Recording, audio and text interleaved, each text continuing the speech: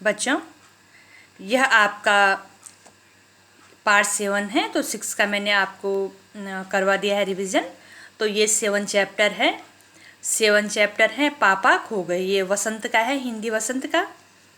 तो इसका जो शीर्षक है वह है पापा खो गए। तो बच्चों, ये आपका रिवीजन वर्क है। अब इसमें देखिए, आप निम्नलिखित प्रश्नों के उत्तर लिखिए। अब इसमें ये प्रश्न दिया है मैंने पार्ट 7 से कि नाटक में आपको सबसे बुद्धिमान पात्र कौन लगा और क्यों। तो जो नाटक है बेटा हमारा ये पापा खो गए, तो उसमें हमें सबसे जो बुद्धिमान पात्र है वह कौन लगा और क्यों लगा। तो बच्चों, तो उत्तर है नाटक में हमें सबसे बुद्धिमान जो पात्र है वह कौन लगता है, कौवा लगता है। वह लोगों को सभी घटनाओं की जानकारी देता है कि क्या क्या हो रहा है। वहाँ पर एक लड़की है, आप पाठ पढ़ना तब आपको सब समझ में आएगा, ठीक है।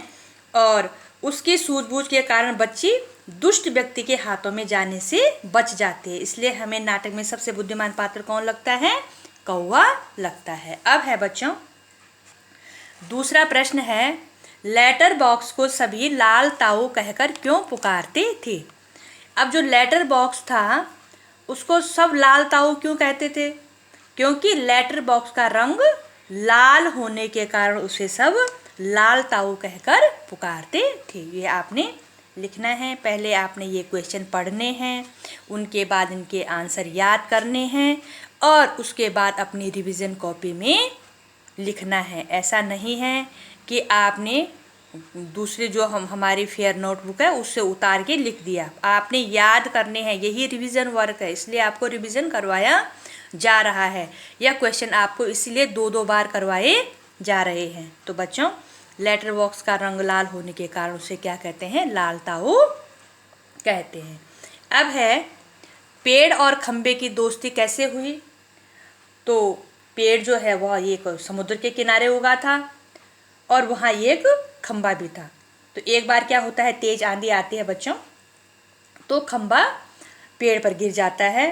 पेड़ जख्मी होकर भी खंबे को सहायता देता है और तब क्या होता है कि खंबे का अभिमान, उसको घमंड रहता है खंबे को कि मैं तो स्ट्रेट खड़ा रहता हूँ, मैं तो स्थिर रहता हूँ।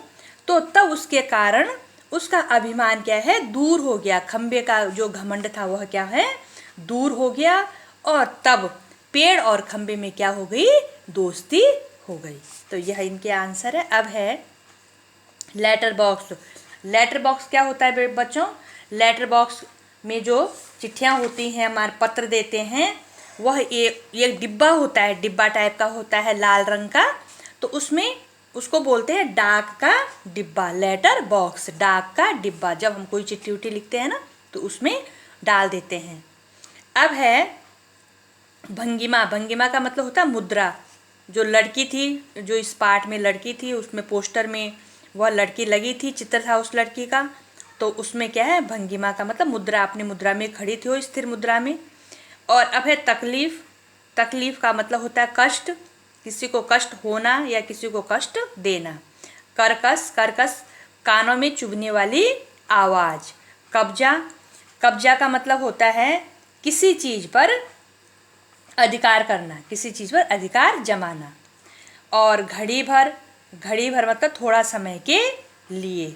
अब है आकृति है, तो आकृति का मतलब होता है तस्वीर और आड़ा का मतलब होता है तिरछा। तो बच्चों, यह शब्दार्थ हैं। अब हैं हमारे कठिन शब्द। तो कठिन शब्द है, मैं कठिन शब्द दे रही हूँ बच्चों, मैं इसलिए दे रही हूँ आपको कठिन शब्द कि आपने इनको एक बार और रिवाइज करना है और एक बार और लिखना है, ठीक है। ये हार्ड वर्ड होते हैं, इनमें लिखने में थोड़ा दिक्कत होती है, इसलिए ये मैं दे रही हूँ आपको। तो कठिन शब्द में पोस्टर लिखा है मैंने, आपने 3 बार लिखना है पोस्टर, ये आपने 3 बार लिखना है। पोस्टमैन भी 3 बार लिखना है। स्वप्न हो गया, कौवा हो गया और व्याकुल हो गया, यह आपने 3-3 बार लिखना है। तो बच्चों, यह आपका रिवीजन वर्क है और फिर मैं जो हमारे नेक्स्ट चैप्टर है वो मैं आपको नेक्स्ट क्लास में देती हूँ, ठीक है बच्चों।